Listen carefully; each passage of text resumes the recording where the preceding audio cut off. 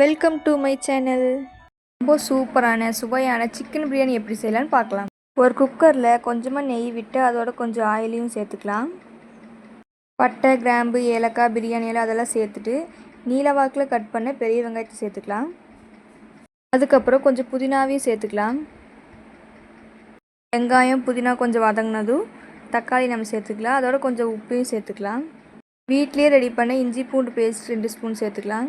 நல்லா கலக்கி விட்டு கொஞ்சம் வதங்கினதும் சின்ன வெங்காயத்தை நம்ம அரைச்சி வச்சுருக்கோம், அதை 2 ஸ்பூன் போட்டுக்கலாம்.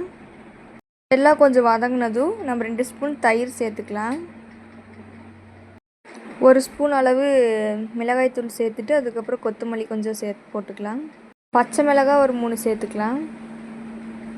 அப்புறம் நமக்கு பிரியாணி செய்கிற தேவையான சிக்கனை சுத்தமாக கழுவி வச்சுருக்கு, அதை சேர்த்துக்கலாம்.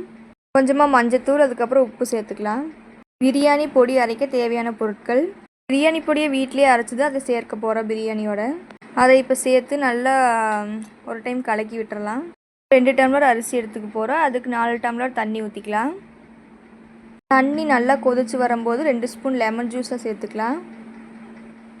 கொஞ்ச நேரம் கழித்து அரிசி போட்டுக்கலாம். நம்ம இப்போ சீரக சம்பா அரிசியில் தான் சிக்கன் பிரியாணி செய்ய போகிறோம். அரிசியை போட்டது ஒரு டைம் நல்லா கலந்து விட்டுக்கலாம். நல்லா இந்த மாதிரி கொதிச்சு வரும்போது குக்கரை இறக்கி புதினாவை அப்படியே மேலே தூவி விட்டுறலாம். அதுக்கப்புறம் குக்கரை க்ளோஸ் பண்ணிவிட்டு அடுப்பு சிம்லேயே இருக்கணும்.